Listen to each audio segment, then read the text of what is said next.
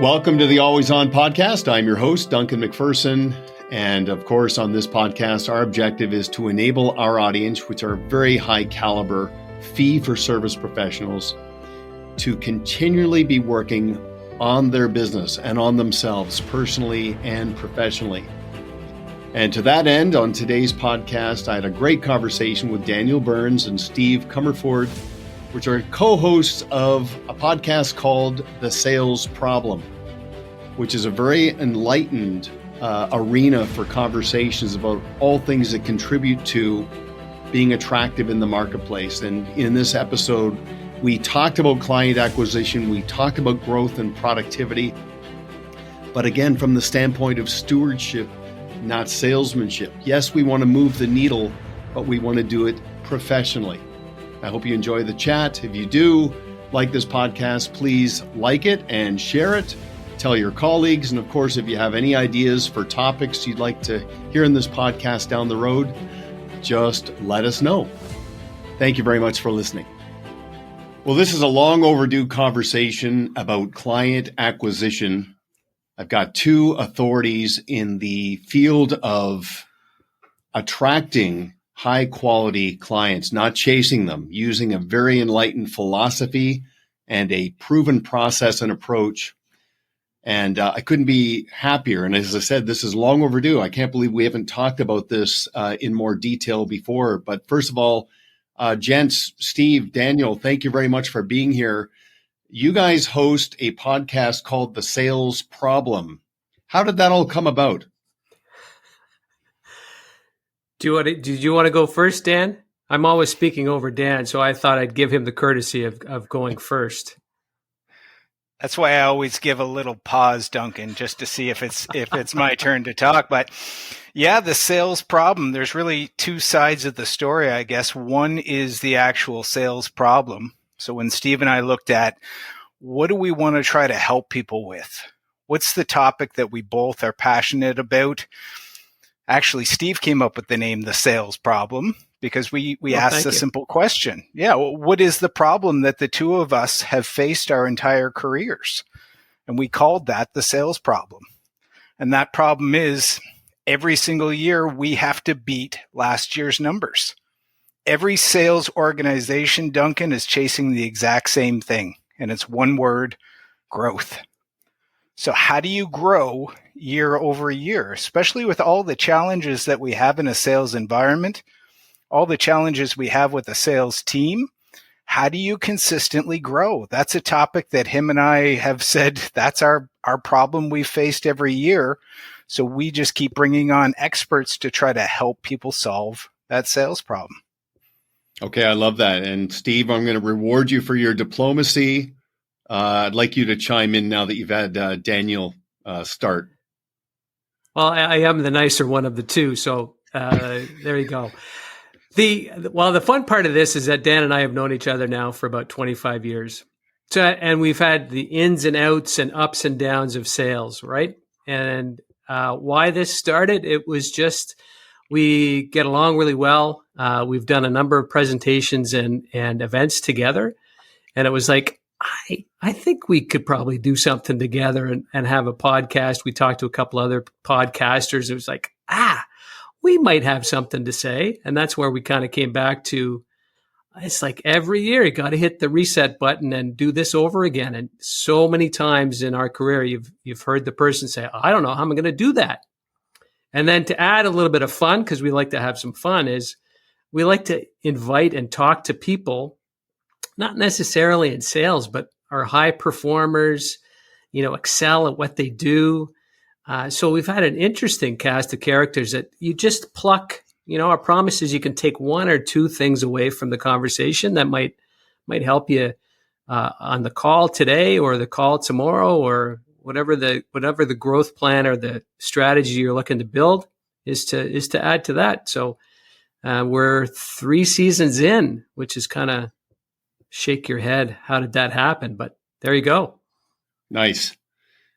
Full disclosure, the finely trained ear probably picked up the Canadiana in some of these voices. We heard an out and about.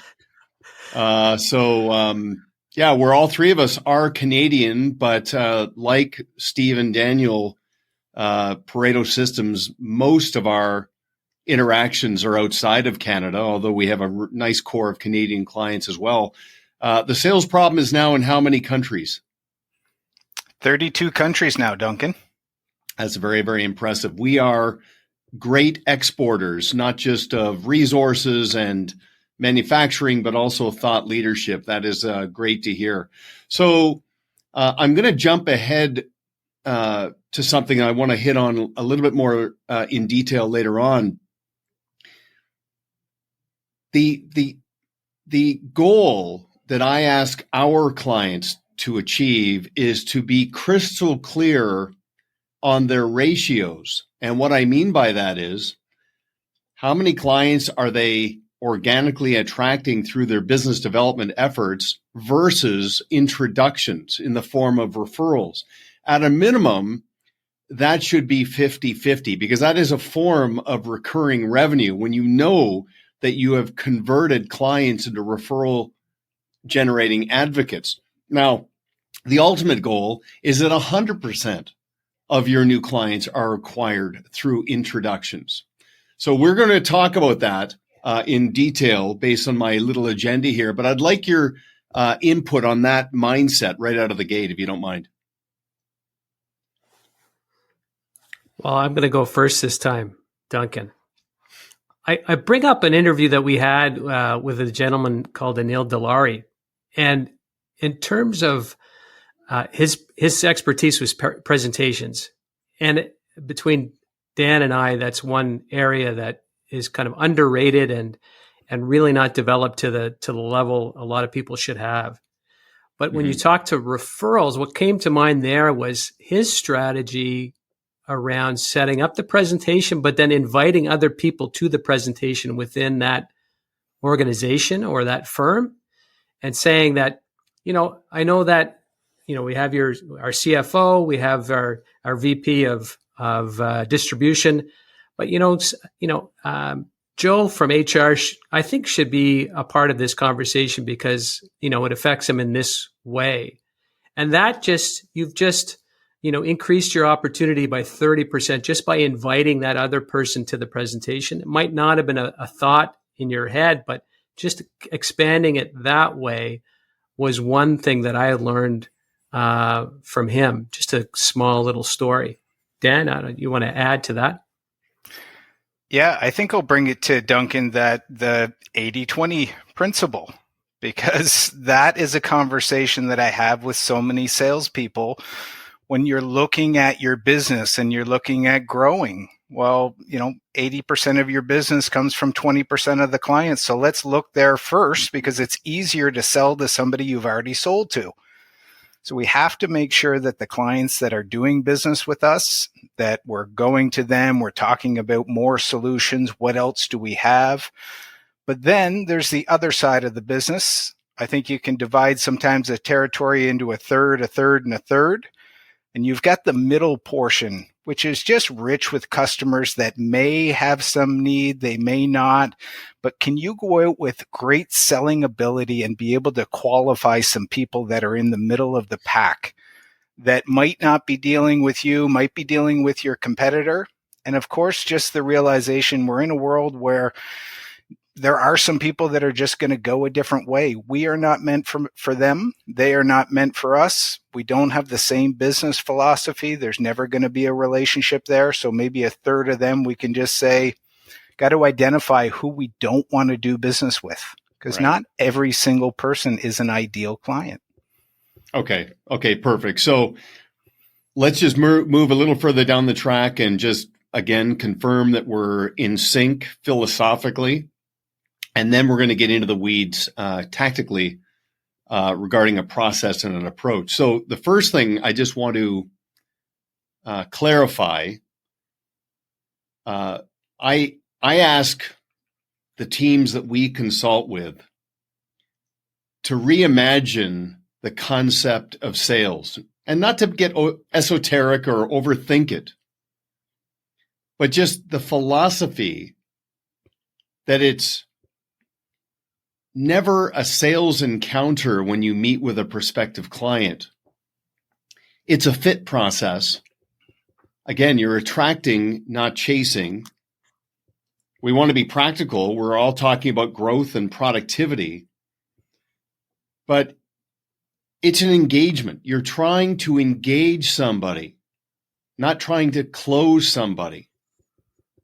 So I want your comment on that out of the gate from a philosophical perspective, and then just hold that for 1 second, because then I want to tie it into giving this a frame.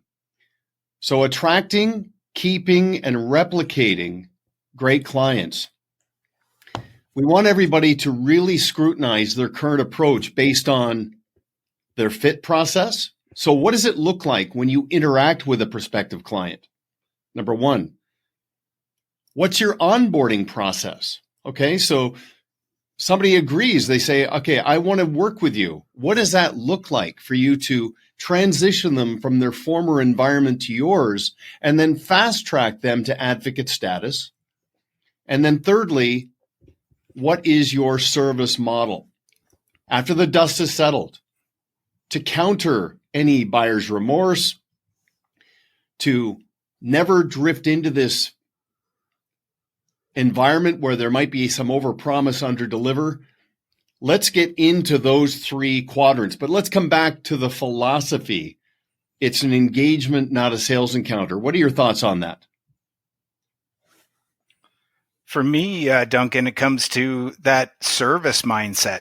I think that is and has always been the correct mindset for a salesperson to have, is that you are there to serve. And I think I love the word process that you have, because there is a process. And I think if there's two steps that I see getting missed the most, it's two Qs.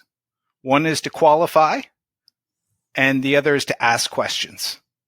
So I think those initially, when you come into a sales encounter and you've got that service mindset, you're thinking, do they have a need for something that I've got? Qualifying them first to see if everything is lining up is step number one. And I see people blow right past that and start their pitch, and they start talking about features and what they can do, but they haven't qualified them. And in order to qualify somebody, you need to ask really great questions about what are they doing right now? What are the pain points that they're experiencing? What are the things that you could potentially improve? So I think in terms of process, I'd focus on those two Qs. One, you got to qualify. Two, you got to ask great questions and have that service mindset the entire time, because Duncan, people can feel that. They can feel the minute you walk in the door and it's all about you. They can also feel if it's all about them. Okay, that is very much in sync with us. And I'm going to give you my version of the two Qs. It's quantitative and qualitative. And by that, again, not to overthink it, but the quantitative is, okay, being diagnostic, like you said, approaching an interaction with the Socratic method, asking great questions to reveal unmet needs. Very, very important. The qualitative is that bedside manner, that likability, that chemistry. Okay, that I'm not trying to be interesting. I want to be interested in you, not just because I'm trying to make a sale, but because I'm focusing on a long-term relationship here. So those two Qs and our two Qs mesh up beautifully. So Steve, now you chime in and let's get into the fit process. Let's talk about, okay, you're meeting with a prospective client for the first time. Okay, you're trying to activate the relationship cycle. Give me some of your initial thoughts on what that looks like early on from a prospective client experience perspective. Well, there's probably two things there, I would say, that I've learned over the years and heard from some of our people that have joined us on our podcast, is that one is to get the objections out early. So to get the fit, you almost have to be, if you're selling a premium product or if you're a high-end consultant or representative, then you need to find the clients that are going to be in that category of spend or acquisition. So it's getting that out early to understand that they buy premium, they're okay with a higher price, that you're not the cheapest on the street. It's not a low cost model. So that one is to get that early so that you can decide that, maybe the timing isn't right, or we're not right for you, or maybe there's, another supplier that can help you out. I think the other one too is probably more in terms of the confidence in making sure that you are showcasing yourself at the best possible level. It's not to be timid. It's not to be overzealous and spill out way too much, but just be confident in what, the 3 or 4 things that you really excel at. Why clients repeat coming back to you, why they love doing business with you. And I'm not one to share and go over the top with it, but get it out there so that they know that, wow, this person has had a successful career, can really turn things around for me, that I can see things and maybe see into the future on where we could be together. So to kind of paint that picture and then start to move towards that ideal future state. Okay, so let's get into this. So, and just so you are aware, when we consult with a fee-for-service professional, I know we agree with this. The concept of working on the business, not in the business, not transacting, but building something, building momentum, building thought leadership, building reputational equity, building advocacy, working on that. So there's 3 core components to that. There's on-side, that's the fit process. On board, that's the onboarding process. And ongoing, that's the long-term service model. So I want to delve into this, but your point about, first of all, we talk at length about professional contrast.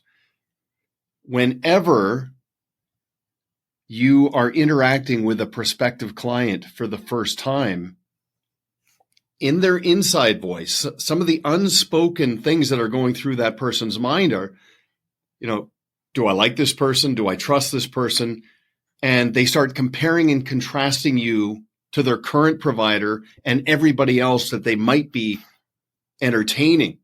So we suggest that when you meet a prospective client for the first time, be the buyer, not the seller. And by that, we mean you're not trying to convince somebody to do something. You want to create an environment where they want to convince you. Okay, so what does that look like? Well, first thing is, after the pleasantries, you pump hands, you exchange, just how are you doing? How's the family? How's life? And you pivot to the formal part of the interaction. There's a printed agenda to give the conversation some direction. Okay, I'm organized. I have a process. I'm not going to wing it. And there's no hidden agenda, which means we say to a prospective client 5 minutes into the meeting, hey, look, right up front, as you can see, we have an agenda. There's some things I want to get to know about you, and there's some things I'd like to convey about our value. But nobody has to make any decisions today, of course. That's not my objective. Let's just get to know each other and see if our interests align and if there's a good fit. At the end of this initial conversation, we'll step back. You can think things through. I'll talk to my team. We'll come back in 48 hours and see where this might go. Is that fair? Like starting off an initial conversation, that activates professional contrast. Okay, I'm not just a broker trying to make a sale. And also professional scarcity. Professional scarcity is we're not hunter-gatherers. We eat what we kill. It's not just about production. This is about a relationship. Let's start the relationship off properly. Thoughts on that? Yeah, I've got a couple things that I'll jump in with because I've been the sales rep before that has gone into a meeting where I needed the sale. Yeah. And that feeling internally, it's not great. And it really does connect and come across to a buyer. They can feel it when you need the deal. And a lot of the time, what does that lead to, Duncan?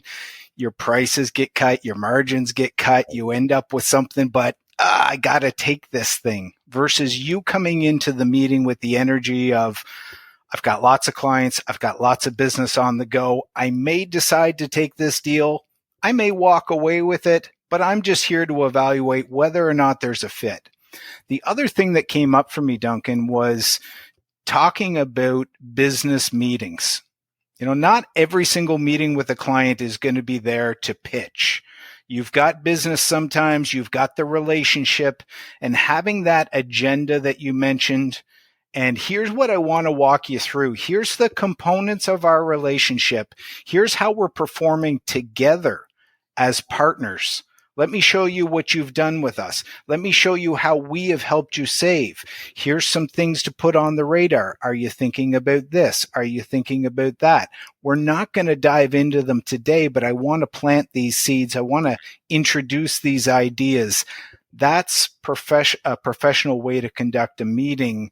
It's still selling, but it's not the traditional sense of I'm here, I pitch a product, I go for the close. And I think that is an element that we can all think about. How do we do more of that in our business? How do we have better meetings? Yeah, well, that's a great point. And we're going to get into some cause and effect, Steve, and I want you to add to that in a second. But the key here, I don't think anybody listening to this conversation is new to the concept of client acquisition. They've all been around the block. They've all got clients. So we're going to talk about some tweaks, and we want you to compare and contrast your current approach to some scenarios that we're going to provide here today. So these are minor adjustments, but it is so key to try to engineer an environment where your value is bought, not sold. So you are attracting, not chasing. And even it's not uncommon, especially a fee-for-service professional, where they will meet with a prospective client. Okay, so they got the appointment, however they source that, and they walk in and they can tell the energy is a little bit guarded, and the presenter does the agenda, no hidden agenda. And then the prospective client, to try to regain control, says something like this: hey, look, I'm getting ready to leave my current provider. I've met with 2 others, and they both agreed to lower their fees to get my business. Where do you stand on that? The temptation, if somebody is pressing, to maybe cave. But we say that this might be the position to take. So if somebody says to me, will you lower your fees to get my business? I would much rather the professional say, hey, I understand where you're coming from. We all want to be shrewd in terms of how we spend and invest our money, but you need to know something. We don't negotiate our value to try to win someone's business. I know others do, and they're very transactional. They are the hunter-gatherers. They eat what they kill. That's not us. We focus on the long-term relationship and future pacing where the relationship's going. So I respect what you're saying, but you just need to know that we don't sharpen our pencil to try to get someone's business. We want an accretive alignment of interests, and I just need you to know that right up front. That requires a lot of courage, a lot of conviction, but what a statement that makes, and how revealing that is about disarming somebody to say, okay, that's a very interesting philosophy. So, Steve, I'd like you to add to Daniel's comment before about the encounter initially, but also what your thoughts are on that dynamic of having professional scarcity and not grabbing at business just and pressing. Yeah, I'd agree with Dan. I you can, when you're a desperate salesperson, the client on the other side can smell you a mile away. And I was there as a young rep, so I learned the hard way on that one. But it's an interesting take, right? I think it gets back to the beginning of that meeting. So are you setting it up properly where you're sharing the values that you bring, the business and the future picture of what you can build for that client? And if you're doing all those right things and you're asking the right questions, you typically won't get to the point where, now I have to lower my price, or I have to lower my rates, or I'm in that battle with two other players and now it's just, lowest win, lowest bid wins.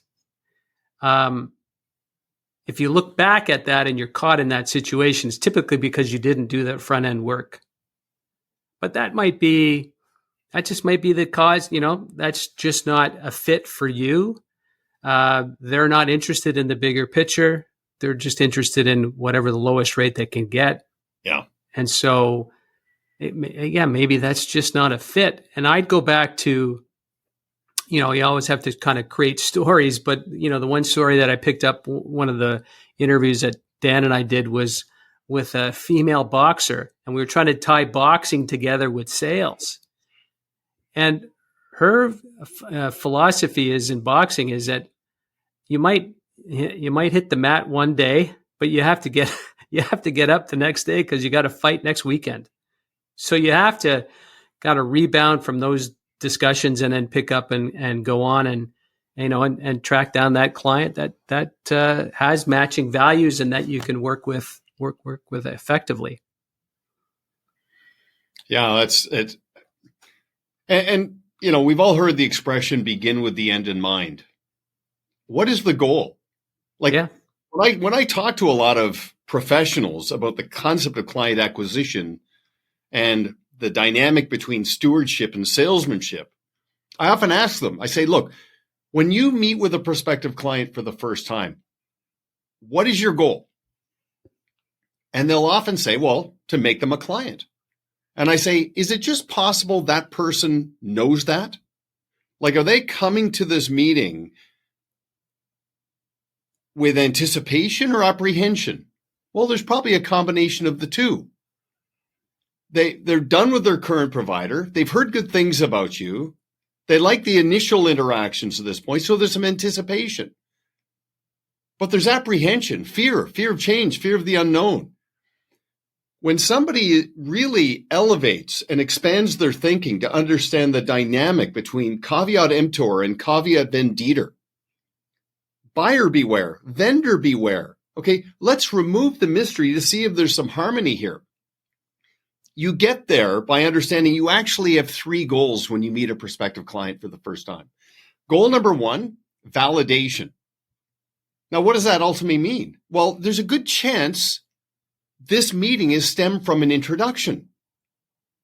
And there's a good chance that prospective client is going to go back to the rainmaker, the person who made the introduction, and have a conversation about what transpired. What do you want that person to go back and say to the goose that just laid that golden egg? If they go back and say, wow, you were right, that, you introduced me to a professional. You see, what they hear, the rainmaker hears, okay, that person's referable because they made me look good. That's validation. Goal number one, worst case scenario. Goal number two, contrast. Activate contrast. If nothing else, just get them to come to their own conclusions that you are elevated. Goal number three, self-motivation. The ultimate objective, nirvana, in an engagement with a prospective client is for them halfway through the meeting to interrupt you and say, you know what? I've heard enough. I want to get started. Would you accept me as a client? You're not closing them. They're closing you. Now, some people say, okay, that's a fantasy. Well, you live by the rules you set. I'm telling you, that is achievable. And I'm telling you, the way you start that relationship the ability to fast track that person to advocacy, because guys, again, this is business development 101. The relationship cycle is, if you think of the funnel and the pipeline, you're trying to get someone's attention. Once you've got their attention, you're trying to build their interest. As their interest builds, it goes to confidence. They're like, okay, I actually trust this person that they are going to deliver, which leads to action. Attention, interest, confidence, action. Now, that might seem theoretical to you, but the way you do that, the action is not just them agreeing. They will actually fill your pipeline, because one of the actions they'll take is they'll think like an advocate. They feel they're doing a friend a disservice by not introducing them to you, and you'll create more attention. So, Steve, feel free to pick at that a little bit, or give your perspective on that mindset. Yeah, I was what I was thinking about, it was it took me a while to get to this point, but to slow down, to hurry up. Back to your point around, well, I've got two other players giving me quotes, and can you jump in? And early on, I would say, sure, no, I'm in. Let's get to work. But so many failures on that part, to only understand that, no, got to slow down, got to do this methodically, got to do it thoughtfully. I think a lot of the preparation, a lot of thoughtfulness, a lot of understanding of the client that's across the table from you, and then again the goal setting and really understanding where that client really wants to go, I think changes the tide. And I've run into situations like that where even on a buying side for me, real estate as an example, right? Typical, I'll give you 3.5%. They're offering you 4, I'll give you 3.5. And then I go back to the real estate agent that I like, and she says, no, no, those are the rates, and this is what I can deliver for you. And when you're purchasing your next house, this is what I can deliver for you. And I'm like, man, dude, that's making me more money than I am getting, cutting a rate just because of that. And she is referable all the time for me. If anybody's looking for somebody, she's the first one that I recommend. So just that, I don't know. Is it confidence? It's just that level of professionalism that allows you to not be procrastinate, but just thoughtful, a good process, and then you meet them where they are, and you move it forward from there. And I like Dan's point, and Dan can jump on this one, but I like Dan's point that not every meeting needs to be, ink on the paper. It just needs to be, what am I doing next? How are we meeting the next time? What are we going to talk about the next time? What do I need to bring the next time? And just continuing that conversation. And eventually it will get to where you need it to go. Yeah, I'll jump in, Duncan, too, because I had this conversation before with salespeople that I've coached. And one of the questions that I like to ask is, have you already drawn your line in the sand when it comes to price? Do you know the point where you're willing to walk away?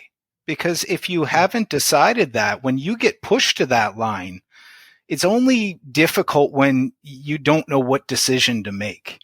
But if you've already made it in advance, then when you're pushed to that line, the reaction is, I'm going to defend the line. I'm not going to slip down that slippery slope and start going towards price. And when you've thought of, well, how am I going to do that? Have I differentiated myself enough? Have I talked about the value? And have I sold all the intangibles that I possibly could sell?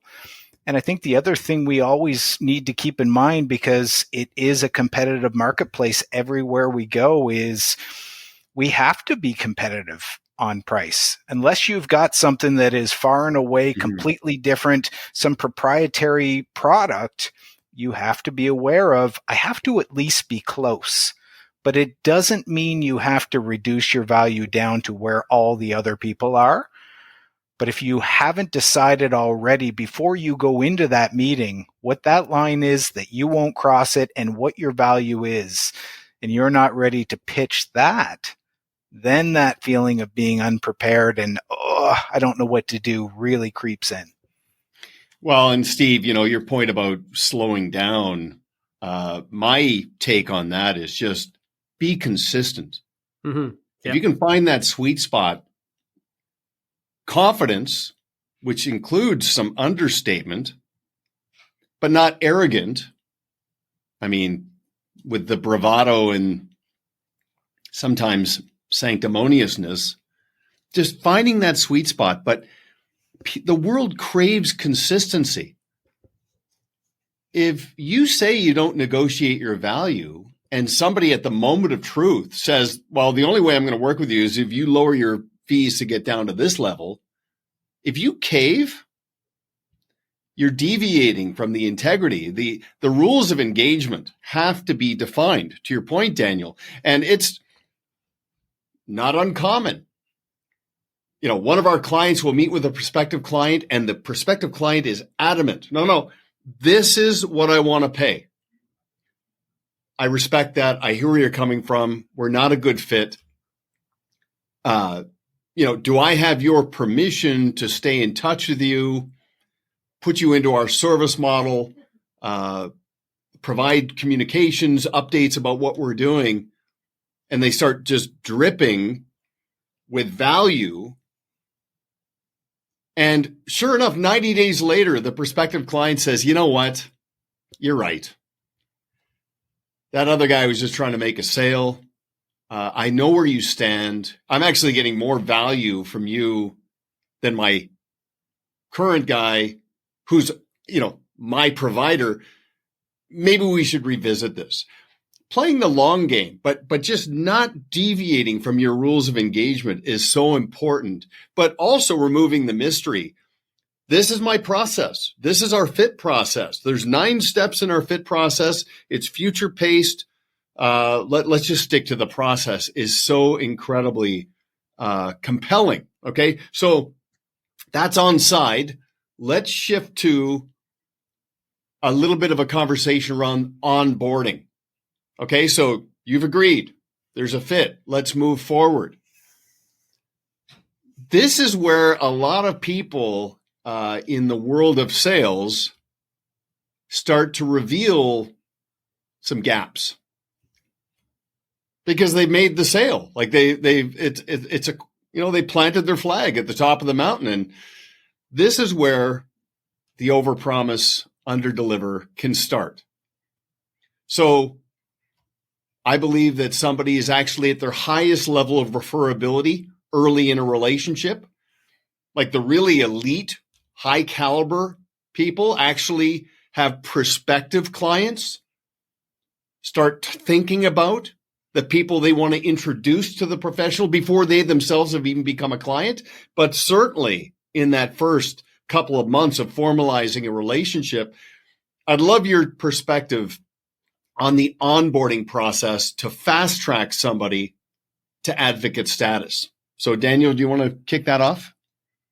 Yeah, I think it's so important because there are so many salespeople that they've got the deal, it's closed, and it's time to move on, right? Yeah. That's that hunter mentality. I kill it, and then I pass it to somebody else. I let them do the rest. I hand it off. But that's your client. That's your opportunity, I think, to say, I'm going to deliver on everything we talked about in the sales process. And you really run the risk of that oversell and underdeliver if you're not managing that onboarding experience. And I think a real pro move is to, through the process, make sure you leave something that hasn't been disclosed that the client is going to find after the sale. So whether it's additional training, whether it's something they didn't expect to get, I think holding some cards and playing them after the sale is made is the thing that creates an exceptional experience for people.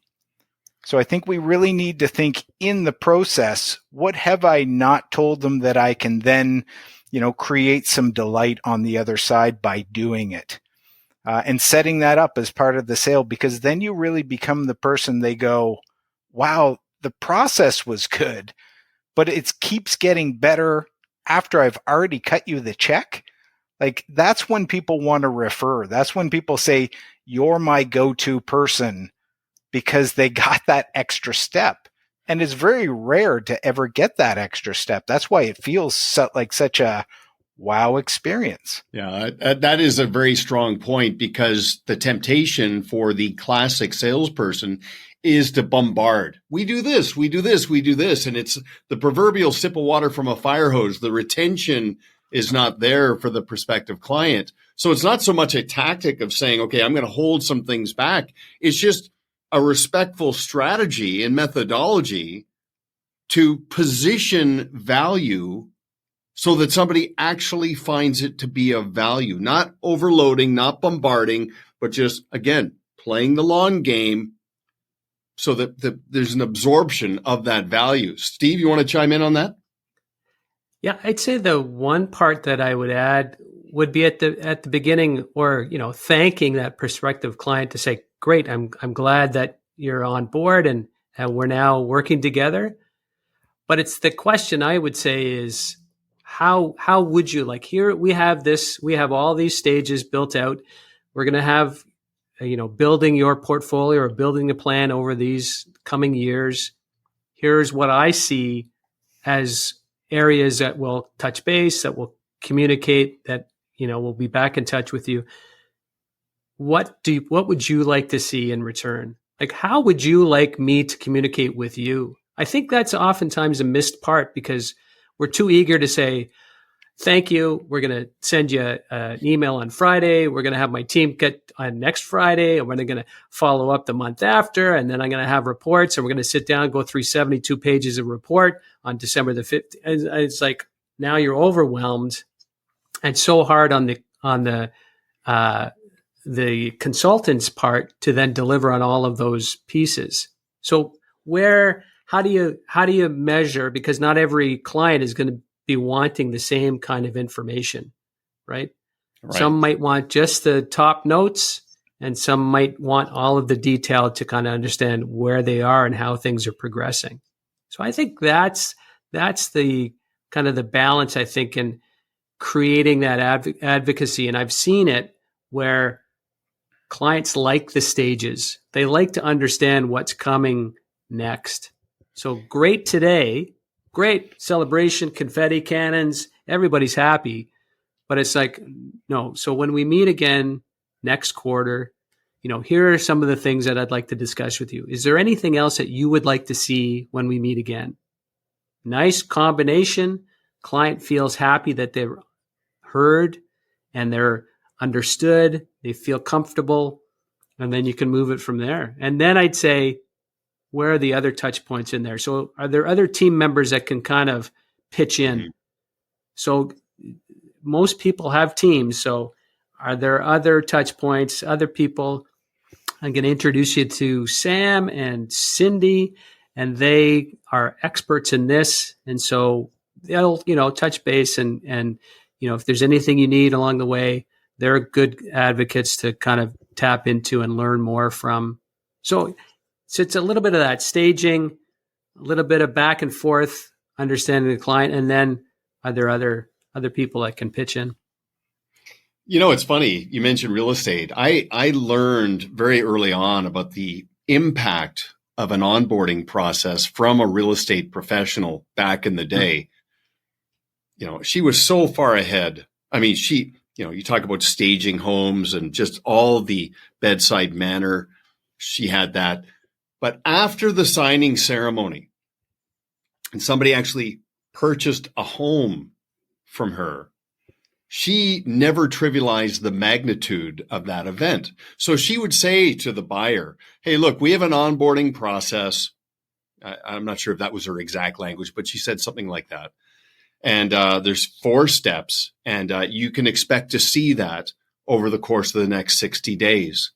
So we're looking forward to that. Anyway, so she planted the seed, future paced. She sent a very nice thank you card, very personalized, congratulations, all of that. Then there was an introduction to the team and a checklist of things that were going to occur. After they moved in, she would have a bouquet of flowers sent and a welcome mat, the most impressive welcome mat you've ever seen. Nice. And she would plunk it on the front door, wouldn't even knock, just a little card attached on a little piece of twine. Welcome to your new home. And she said, I got more introductions. That I had clients that wouldn't let somebody into their home until they talked about that welcome mat. And she said it was a rounding error in terms of what that mat cost, but the most impressive mat you'd ever see. And then there were some other things as part of the fourth step, after sort of people have moved on. Okay, they're in the house and it's easy to forget about that real estate transaction and that agent, but she made sure there was this perfect balance of high tech, high touch, very, very methodical, but the impact and the shelf life of those touches activated the relationship cycle to create those introductions. And that became part of her process. So everybody, you should know your number. Okay. There's 9 steps in our fit process. This is what it looks like. There's no mystery. We don't wing it. We've cracked the code. This is our fit process. This is our onboarding process. Now we have some clients, they have 12 steps in their onboarding process. It's so complex and methodical, but it's all thought out. And it just makes the professional more referable. Because if I'm a client, unless and until I know how it's going to reflect on me when I make an introduction, if there's any mystery, I'm not going to go there. Like, it's easy for me to refer a friend to somebody. It's just easier not to. But the moment I understand how it's going to reflect on me, the referability goes through the roof. So any other closing comments on the onboarding process before we get into the service model? Well, I loved your point, Duncan, about investing or reinvesting. So get the partnership, you secure that business or that relationship.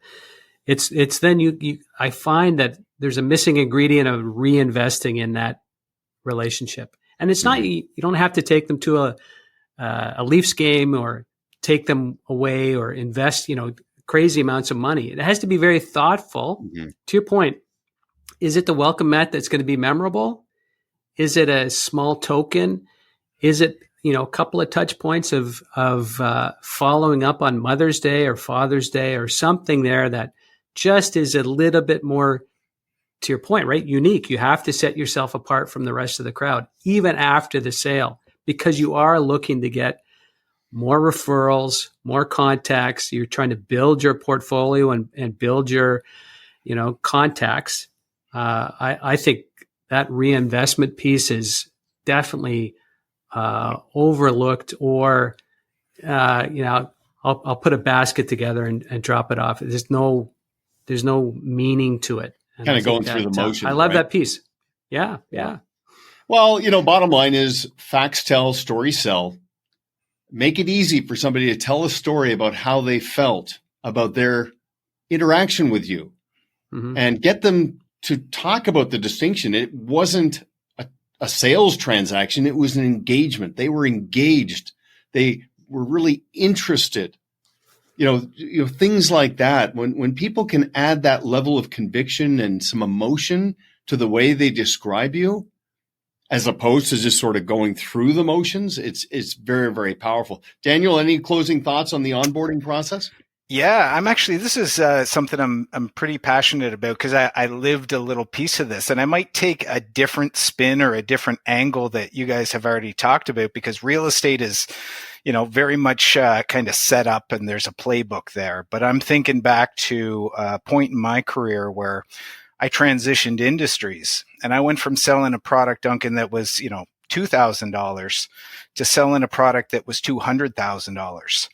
And it was brand new technology. There was no manual. There was no process with the company in terms of onboarding.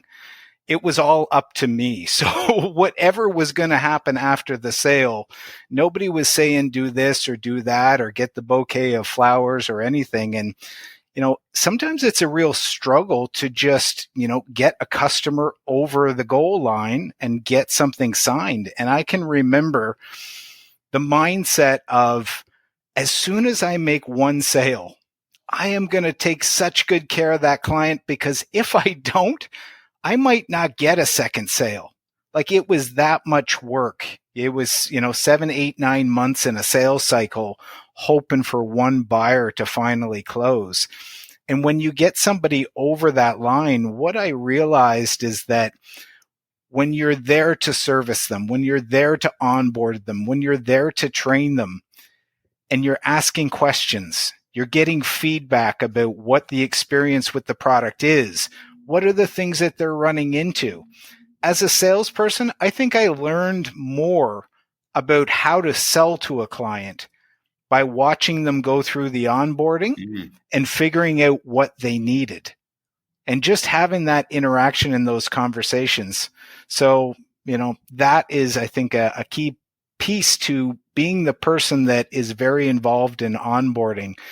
If you get one client to lead to the next client, to lead to the next client, that's how we build a following, because we do a great job with everybody, and then it eventually snowballs.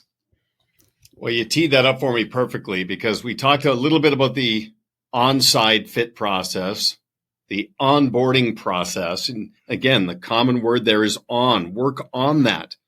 Get it out of your head, turn it into an intellectual property, have it defined, make it client-facing, show them this is our process, which leads to ongoing. Ongoing is the service model. The dust has settled. They're a client now. How do you service that relationship? And let's not forget, it's not what this is, it's what this does. What does this do? It creates advocacy. The word on, if you look at the word conversion, the word on is embedded in the word conversion. You're converting a client that has done business with you and might endorse you and say nice things about you to an advocate who is adamant about having their friends experience your value and your process. That's what all of this does. Your service model, having that all laid out and defined. This is how many times we touch our clients and we interact with them. This is what it means to be their client. This has got nothing to do with the core product itself and how that performs. It's about our relationship. So let's talk a little bit about the service model and how that does, in fact, create advocacy, the imprinting, the triggering of moments of recognition and familiarity, because clients drift. I mean, the world creeps in. The world is so noisy. The signal to noise ratio is getting them to focus on your signal. If your service model has one touch a month, so 12 touches in a year, just a little nudge, a little reminder about your value. Could be a Thanksgiving card, could be an invitation to an event. It could be your blog or vlog or whatever the case may be. Just little things that people anticipate and look forward to.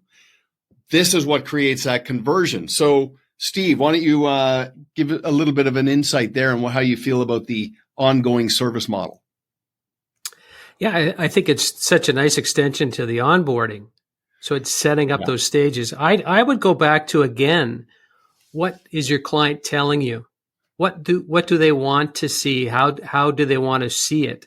So the key questions in that onboarding would be, what's most important to you as we continue to connect? We continue to communicate. I want to make sure that I'm accountable to you and the results that we've talked about, the goals that you want to hit. So how would you like that served up? And I think that's where you get into the 1 or 2 or 3 important things that they want to see on a consistent basis. Then you add 1 or 2 that you think are nice complements to those important pieces that, move your objective forward of, creating that advocacy and looking for for new clients and new referrals, but likewise too, keeping yourself accountable to the results that you've agreed to with that client. I would say that that continues to be a good service model that I've seen. And we've talked to people on our shows as well.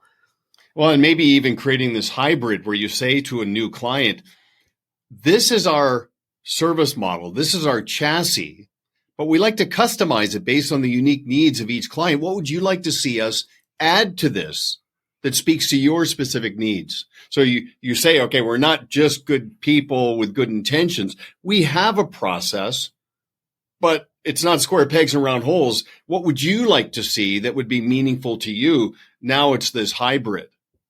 I think you want to stay to that consistency of the process, but the client needs to feel that it's about them. Well said. I don't want to be like the other person that's got the 12 steps. I want to feel like it's my 6 steps, but you as a consultant, just tailor that 12 down to 6. You're still covering the same bases, but it just feels, and you're honoring so their wishes, right? Right. And I think that continues, then it builds a nice, long-lasting relationship.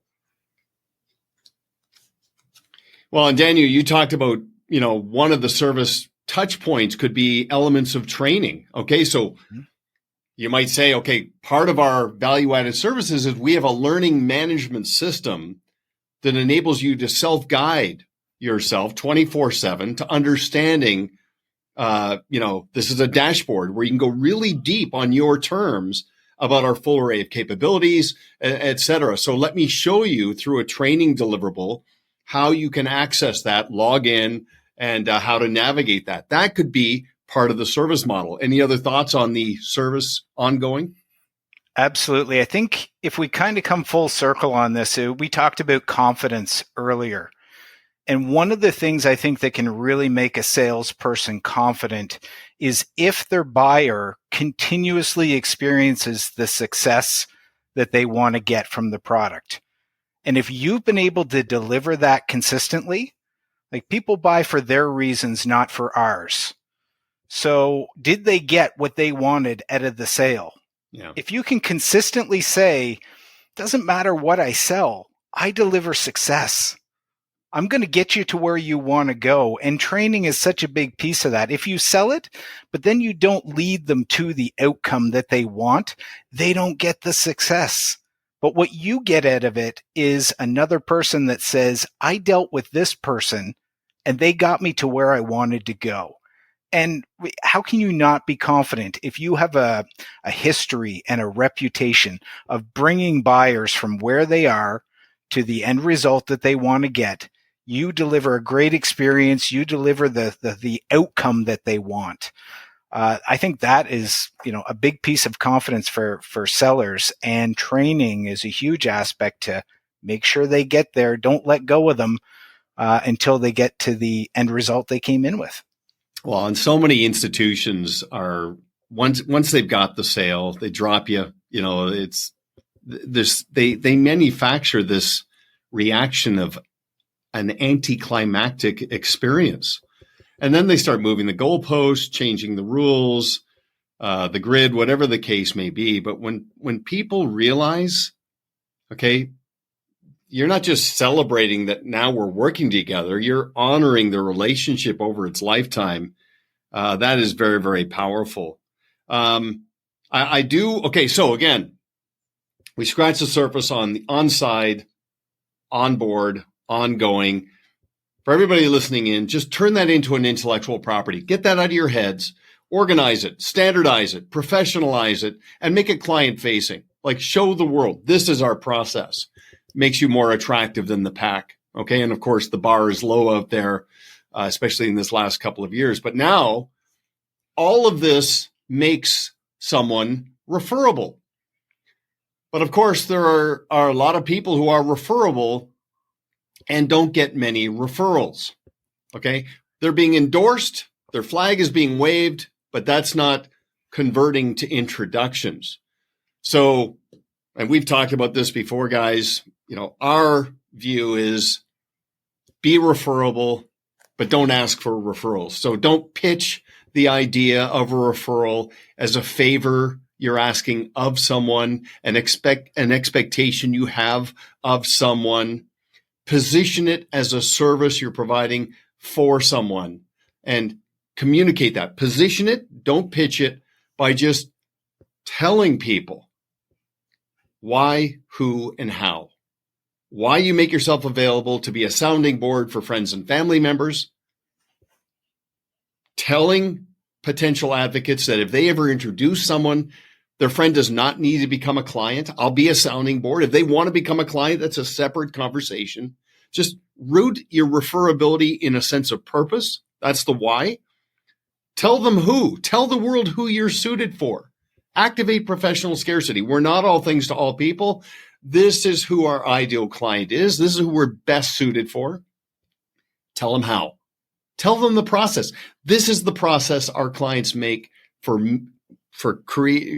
introducing friends and family members to us. If you define that, if you build it on a bedrock of referability, you tell them why, you tell them who, you tell them how, the quality and quantity of introductions tend to surge. Thoughts on referability? Yeah, I'll jump on that one, and you can back me up, Dan. But I get to branding. So, is that person, are they building the right brand? So they're doing great work. They are referable, but are they putting them, to your point, right? Are they putting themselves out in the proper manner? So is the brand backing up exactly what they can deliver for prospective clients? And then do they have the system behind it to then track those referrals, or at least have a system where they can feed referrals in, or the communication is such that they can, build up those contacts and be not physically out there, but virtually out there to attract those referrals. Yeah, I would jump on that and say there are some industries where I think referrals are very important. There are other industries where I don't think it's quite that easy to ask for referrals. But the point that I love is thinking about it like a lawyer. You're making an argument as to why somebody should go with you, and you want evidence. So collecting evidence of testimonies of,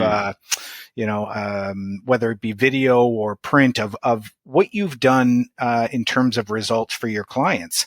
And if you don't have that evidence book, if you don't have all that mounted evidence to present to somebody as to why they should go with you, why your company is the best, you're doing the work anyways. A lot of the time, I think people are creating a great result, but they're not collecting the evidence to then put in front of the next buyer to say, look at what we did for the last 10 people, how great of a job we've done, how we're different, all the expertise that we have that other people don't have.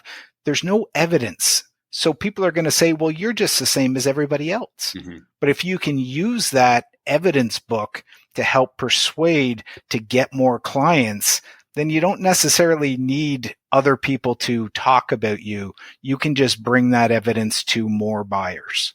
Well, and that's, again, another sweet spot around the art and science of client acquisition is we spend a lot of time shaping how a professional is perceived. Now what you're talking about there is giving the client's perspective, seeing the professional's value through the lens of an actual client, capturing that goodwill in the form of testimonials and especially video. I think last time we chatted, there's such a great app. It's called Vocal Video that somebody can download onto their phone. And I've heard unbelievable examples where a professional is talking to a client. The client's raving about the professional. You really came through for us. You went above and beyond. It was so powerful. And the professional said, thank you. Like, that means the world to me. Can I just ask you, would you feel compelled to maybe relay how you feel about us on a quick 30-second little unscripted video. And, so the person's at a height of emotional connectivity with the professional, and they just walk them through. Just download this app, and just, you don't have to get into performance or specifics. Just talk about what it means to be our client and how you feel. They create this array of 30, 60, 90-second testimonial videos that are on their website, that are within social. And there's parameters around compliance and just respecting someone's privacy and things like that. But it's just such incredible persuasive impact when somebody gets a client to tell their story. That evidence is absolutely key. Well, listen, gents, we're scratching the surface. Do you want to chime in, Steve? Well, yeah, I like that point, Duncan, because I go back to the consistency point that we talked about earlier. If you're building that brand and you have those testimonials and those stories, and you're on Instagram or you're on whatever platform you are in terms of sharing your stories and building your brand, got to be consistent. The message has to be around the values that you bring, and you have to stay on that track. As soon as you got you sharing, fishing photos or a trip to Italy or something that mixes in with that brand, it kind of misses the point. If you stay on that trajectory, on the values that you bring your clients, and you stay on that message, I think that's where the real gold happens. Okay, I want to go on a closing rant here, just to encapsulate what we've talked about. I took copious notes through the chat. Here's what's amazing about the most enlightened professionals when it comes to their persuasive impact and to keep growing and to grow up market and attract really attractive clients. First of all, the clay is soft. They're not set in their ways. There's such a great book written like 50 years ago called Future Shock by Alvin Toffler. And he talked about this concept called the new illiterate, which had nothing to do with the ability to read or write, is the ability to unlearn and relearn or refine and optimize what they already know to find another gear, whether it comes to plateau avoidance or just not getting complacent. What's really key is just continually refining and optimizing what you do to put distance between yourself and the pack. Even the words, the language, right? It's not a sales encounter. It's an engagement. It's not salesmanship. It's stewardship. You attract, not chase. These are all just philosophical embodiments of where you stand. I'm absolutely convinced of that. Back to the point about the clay being soft. Occam's razor. We all know this, right? What's the most simplest solution? Well, okay, it's activity, cause and effect. Stay busy. Talk to people, stir the pot with a big stick. Like, just don't sit back and wait. Get out there. Occam's razor, Occam's broom. Occam's broom is when somebody is so fixed in their belief system that any new input gets swept away. No. I'm going to do it this way. Just be open to these little tweaks that can be incredibly powerful. So I hope we've maybe challenged you to some extent to just compare and contrast the approach, the mindset. There is a renaissance that awaits the most enlightened professionals. The bar is so low in terms of effort. If you'll just buy into some of this to find that next gear, as a good friend of mine would say, the fish jump in the boat. Your magnet will be incredibly strong. So that's my closing rant. Guys, you brought a lot to the table here, and you drew out some thoughts of mine, but I'll give you Daniel closing comment, and then Steve, and then wrap up. And I want you to let everybody know where they can find you on LinkedIn and your website and things like that as well. Sure. Well, I'll try to kind of come full circle on this whole thing. But for me, it comes down to coaching. And I'm a performance coach, Duncan. And the mission for me is I want to create a better version of myself and I want to help other people create their best version, because we have to keep improving. And part of that is the Sales Problem Podcast. So how do we help people become a better version of themselves? Well, the podcast is one way. We bring on people who have little bits of information that can help you become a better version of yourself.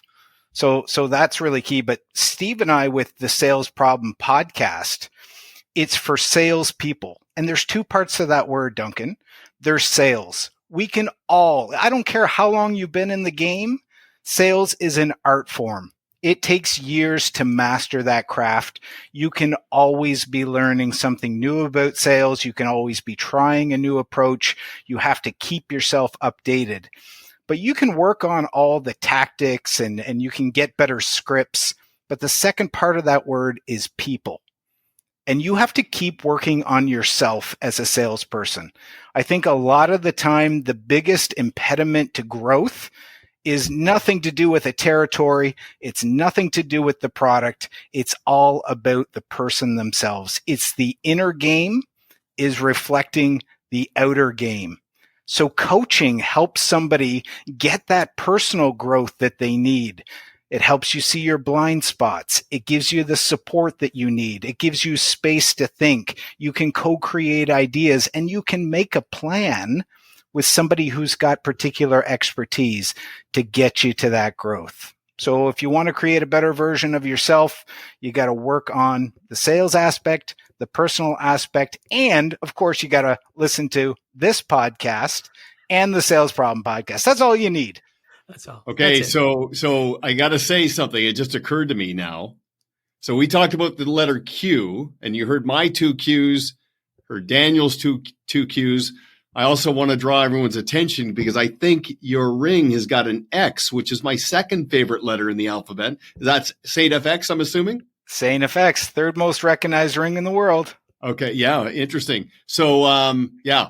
Excellent. So everybody, if you haven't already been to Halifax in Nova Scotia in the Maritimes, absolute must visit destination, and look up Daniel if you head out that way. But the Sales Problem Podcast, at a minimum, is something I think everybody should look into. And you guys are both active on LinkedIn. We're active on LinkedIn, so that'd be a good place to find you too, I'm assuming. That is a good place to start. Yes. Okay. Steve, we'll give you the closing word. Yeah, I would bring it back to the boxer again. I think, Daniel, that one of our earlier interviews with Yvette Raposo, and she was a championship boxer, a Canadian championship female boxer. And I love the attitude of the boxer. One is mindset. Like we talked about mindset so much through that interview, but it's getting up and having to box the next day. You have a match the next day, you got to get up and get back at it. And I think, the connection to sales and being a sales professional is that you have to really work on your head and what value, and really making sure that your game is really at the top level that you need it to be at. And then two, you have to kind of suffer some blows once in a while and get back up the next day and keep on going.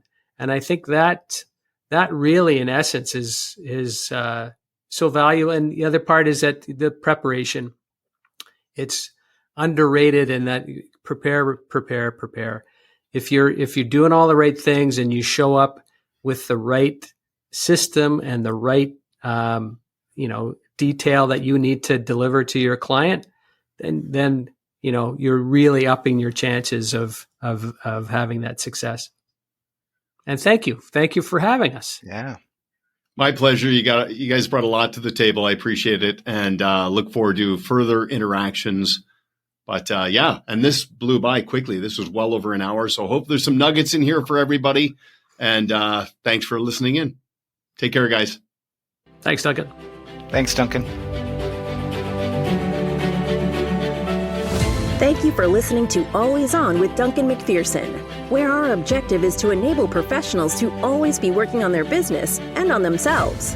Want to learn more about Duncan and his team? Visit ParetoSystems.com. Don't forget to click the follow button below to be notified when new episodes become available. The information covered and posted represents the views and opinions of the hosts and/or guests and does not necessarily represent the views or opinions of Pareto Systems. The content has been made available for informational and educational purposes only. This podcast is powered by Proudmouth, the Influence Accelerators. If you're like me and want to spend more time educating people and less time selling, Proudmouth helps turn Main Street experts like you into trusted mainstream authorities.